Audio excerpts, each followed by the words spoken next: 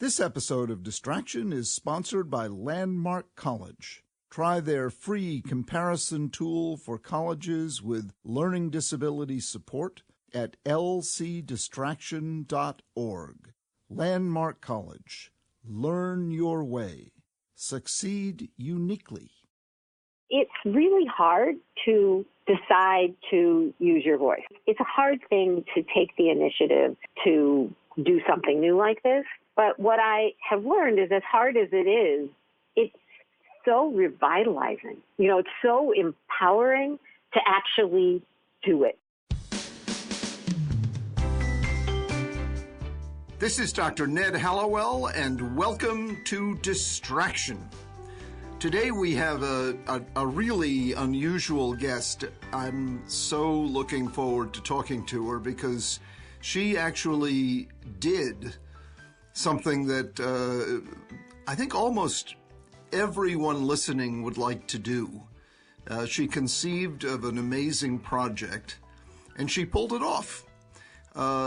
So many people say, I'd like to write a book, I'd like to sail across the Atlantic Ocean, I'd like to start my own cooking show. Well, Allison Hausman, I'll let her tell you what she did, but she did it, and she succeeded at it, and it's having a big impact on the world, and I can't tell you how much I admire her for doing it. So I hope that's piqued your curiosity. And let me just allow her, Allison Hausman, to tell you what this extraordinary woman managed to do all by herself. Allison, please tell the listeners of Distraction what you did. Thank you, Ned, and thank you for that introduction. It's so interesting because, what I did to me was a podcast about finding voice and engaging in our democracy. And the way you just described, and something I've been finding interesting through the whole process is that while I've been telling stories of people who engage and find their voice and take initiative, that I have been mirroring the process myself in creating this new podcast. That it's been, and it's been, the stories have inspired me. And then I have the stories to tell. So what I've done is after the 2016 election, just the state of our politics today, wherever you stand, red or blue, I feel like there's a kind of brokenness in how our democracy is functioning. And I felt that way in 2016, but I also felt that I wasn't carrying my weight. I mean, I voted, but I didn't really get involved. I just and I feel like for my life, I've never been involved like it was really my precious democracy. And all of a sudden I felt like if our democracy is going to be if our country's going to function well, all of us need to be engaged. And I thought, so how can I get more engaged? And one of the first ideas I had was through my love of telling stories. I've been a communication professional for many years. And I thought, what are the stories of people who are engaged? What are the bright spots in our democracy? Because clearly we have a lot of wonderful people who are engaged. But also we have, in 2016, the eligible voters that actually turned out to vote, it was at 55%. So while we have a lot of eligible voters, while we have a lot of active and engaged people in our democracy, just over half of our population who's eligible to vote actually votes. So I thought we need to build this culture, and maybe stories of people can start to create a broader, just more people engaged. And so what happened, and so then in December of 2017, Alabama had this special election for Jeff Sessions' Senate seat. And all these Democrats from around the country kind of went in and said, we're going to grab this seat, which in Alabama, they hadn't elected a Democrat to a Senate seat in like over 25 years. And then Doug Jones actually won. And I thought to myself, well, there was a lot of energy that happened in the state of Alabama in that month. What happened? Like, what happened and who was behind all of that sudden engagement?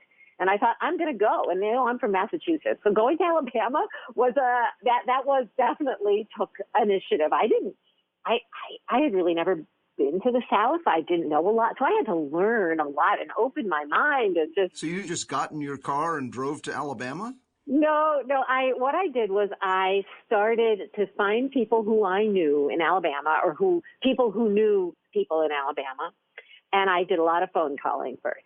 So first I wanted to just find people who I might want to talk to live. And so I started to get stories by phone. And for instance, I ended up talking to this woman who lives in Birmingham, Alabama, and she regularly goes to barbershops to talk to the men in barbershops. She's African American. The men in the barbershops are African American. Many of them are, they've been felons. So they're not even allowed to vote. But she goes down and she makes sure to talk to them about their rights on a weekly basis because she believes they are constituents and they still have rights even if they can't vote. And I was just so interested in what this was. And she just does this. This isn't her job. This is just something she does when she gets home from work. She's a mom. I'm thinking because she feels that our democracy needs that kind of nurturing and that kind of help. And I just found her, and I thought, oh my God, I have to go talk to her. Like, what is her story? And then I talked to another woman who, like me, was newly engaged. I don't want to give away because I want people to listen to the podcast, but this woman, she had a few big life experiences that made her think, I got to take over and get engaged. And she's like this ever-ready bunny now in terms of how much work she's holding fundraisers. By engaged, you mean engaged in politics?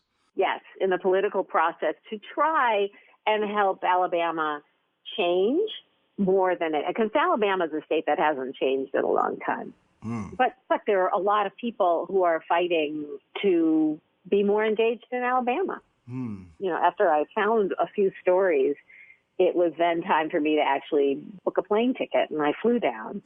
And it was a pretty incredible experience. And since I've been back... Well, now, wait a minute. I want to hear more details. So you arrived there, and do you have a microphone? Do you walk around and talk to these people?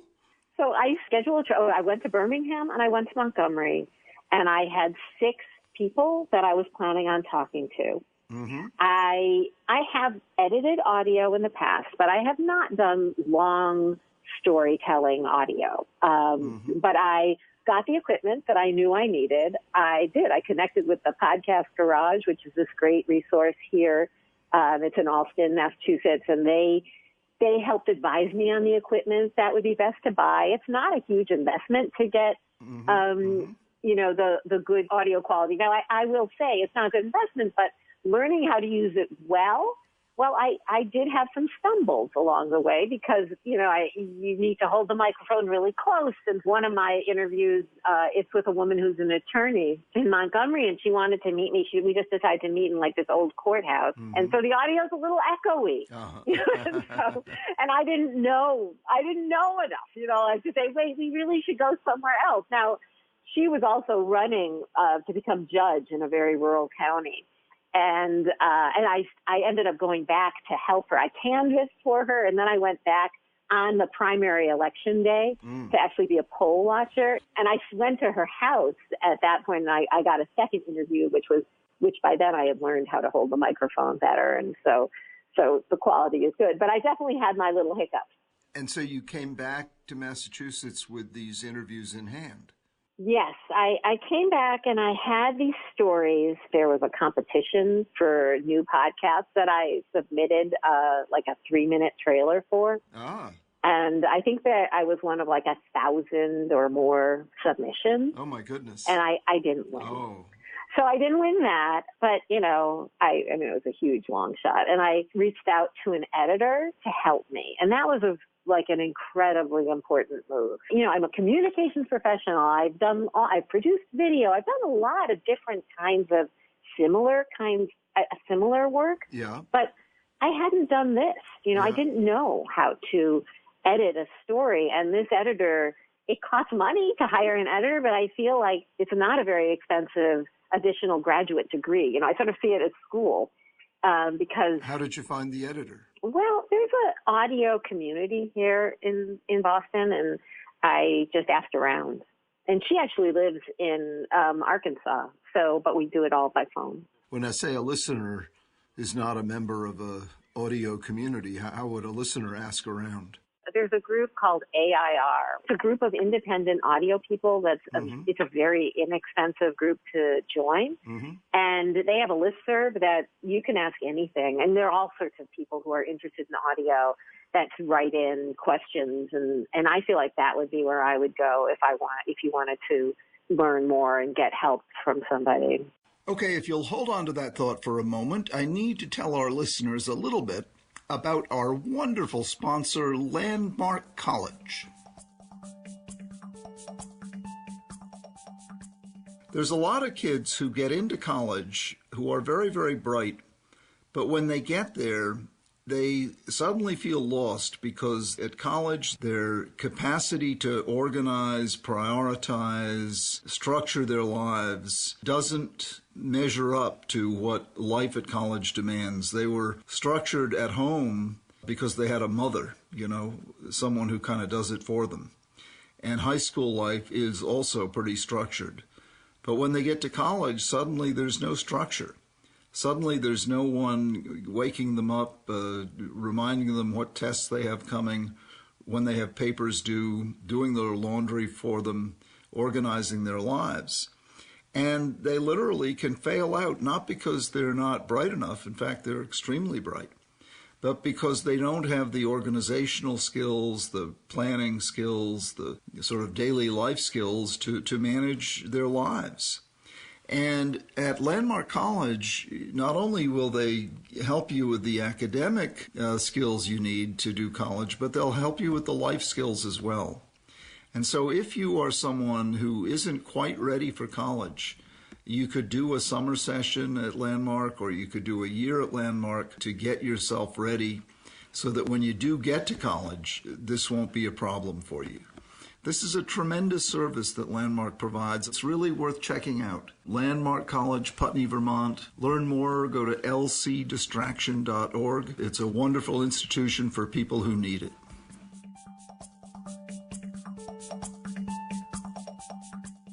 So now you had an editor, and you had some material, and you had the podcast garage. Yep. What did you do next? The first thing I did was I started to try and conceptualize the series. Like, what could these 6 stories, how could I turn these 6 stories into a podcast? And that took time. And I actually, the other thing is AIR, they have a program for people who are interested in doing audio to get a mentor. So I got this woman who became a mentor. So now I have an editor and a mentor. The mentor was a very seasoned professional.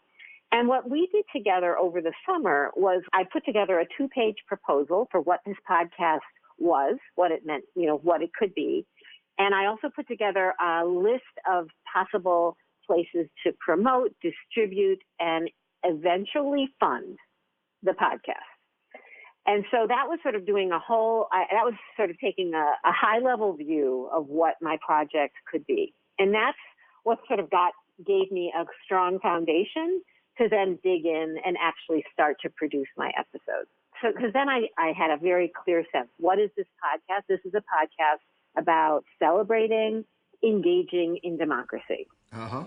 It is focusing on these 6 women. It turns out they were all women. That wasn't originally by design, but it was 6 women in Alabama that were really focusing on trying to make change in Alabama. Mm-hmm. And then I thought about each of the women.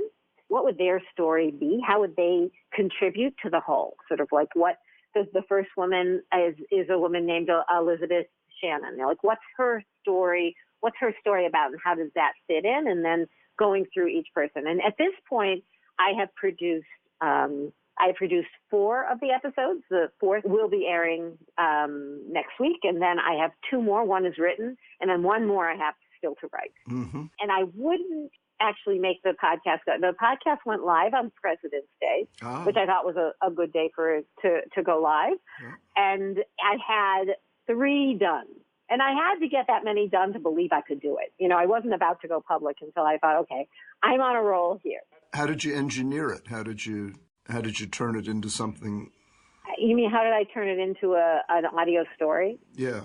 Well, I know how to edit audio, and the first thing I did was I listened and listened and listened, and I was listening for what's the audio here that's inspiring, that is part of, and what is my story? Uh-huh. You know, so because I was crafting a story that had a beginning, a middle, and an end. And I was also, I felt, and my editor really encouraged me to do this, was that it was also part of the story was me listening to the story, was me telling the story. So how did I fit in to the telling of the story? Because I'm just me, you know, I mean, like, I think like with you, you're you, and you are an expert in the field for your listeners, and everybody's going to listen to you, but who's going to listen to me? And so I had to feel like I had to share who I was. And that was a tricky part for me in the writing of the stories, is sort of like, why are you listening to me tell this story? Right. And so I had to introduce myself. And so that was a process of finding the right audio, and then literally writing. I mean, it's writing, or it could be weaving. You know, you sort of like, because it's what do I say? What do they say? What do I say? What do they say? That ultimately turns into a story with a beginning, middle, and end. How did you come up with a title? The Pledge? Yeah.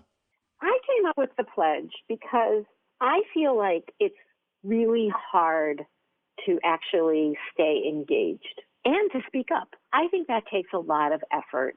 And I feel like for me, it takes a lot of effort, and by pledging to be engaged, that kind of commitment can be sustained. If I can interrupt you for a second, I don't think listeners knew that is the title. The title of your podcast is The Pledge. Oh, so my podcast is called The Pledge Podcast, and I called it The Pledge because I feel like it's not easy to stay engaged and to speak up, and that by pledging to be engaged, I feel like we are more likely to really, really play our part in our democracy. I didn't grow up actually saying the pledge in school. I'm not sure why. I know a lot of kids do. But I never took the concept of I pledge allegiance to the flag all that seriously. And now I'm thinking now I understand it. Well, it's not, and it's, you know, is it to the flag? Is it to our country? Is it to our community? You know, what is it? But I think it's a really important part of living in a democracy. Yes, and that will be the theme of upcoming podcasts? So this first season focused on women in Alabama. My next season, what I've really become interested in is looking at engagement across generations and looking at how young people are engaging in our democracy and how more seasoned activists and older people in general are engaging in our democracy, because I'm seeing interesting tension and also collaboration. Mm-hmm. I think that different generations have different priorities and concerns and approaches to solutions. And I just think it would be really interesting to look at those stories, you know, like around a particular topic, and see how, depending on where you're coming from, based on your generation, you would approach that, and how does our democracy sort of function across generations? I think, you know, we're seeing a lot of it in Congress right now, between this whole new group of representatives and the more seasoned representatives, and how they're managing to balance, you know, just different approaches. Yeah. I think it could be a really interesting set of stories. So that's what I'm hoping to do for season 2. By the way, how do they get it? They go to iTunes? Wherever you're listening to your podcast, my podcast is there, and you just look for The Pledge Podcast.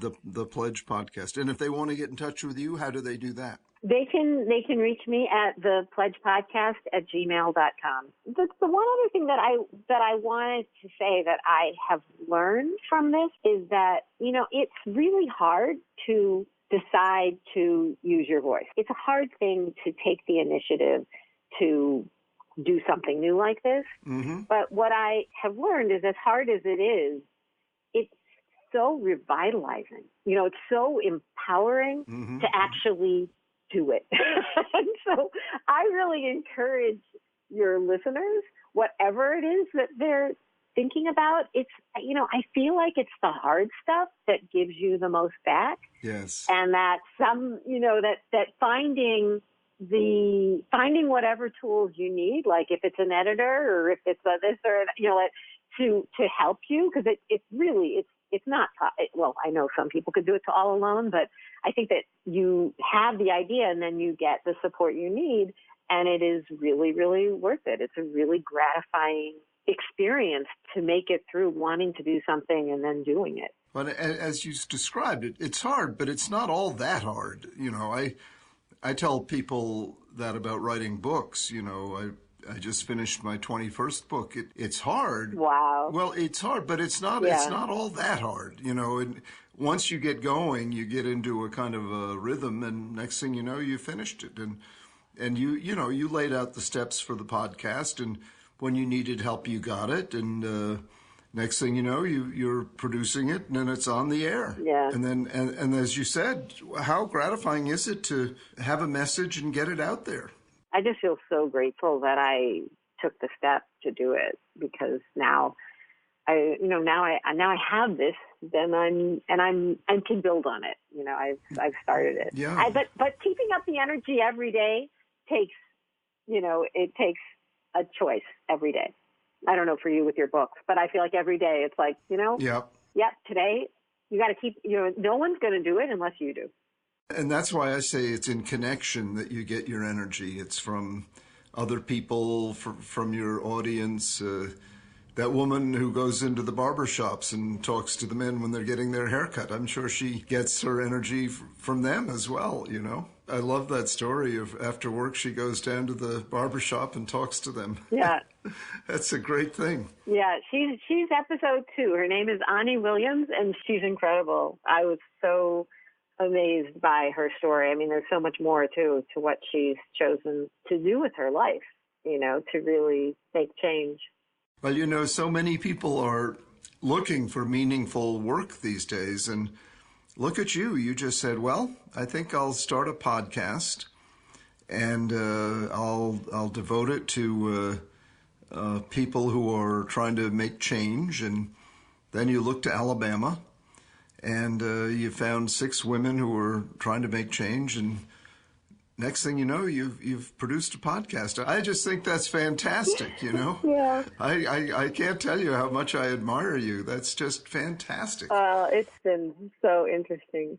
Allison Hausman, the Pledge Podcast. Thank you so much for coming on to Distraction. I really, really, really can't thank you enough. Well, I really appreciate the opportunity, Ned. Thank you very much for having me. Oh, it's my pleasure. Take care. Okay. Okay, please remember to reach out to us with your questions and show ideas. We love them, we thrive on them, we need them, we metabolize them, digest them, and make use of them.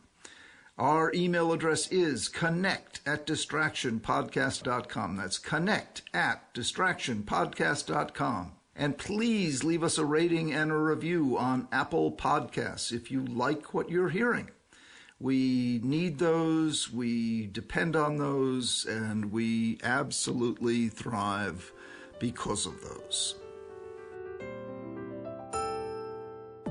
Distraction is produced by Collisions, the podcast division of CRN International. Collisions, podcasts for curious people. Our audio engineer is the impeccable Roman Zeitlin. Our editor is the invisible Chris Lathan. And our producer is the absolutely most spectacularly beautiful, imaginative, and indefatigable Sarah Gurton.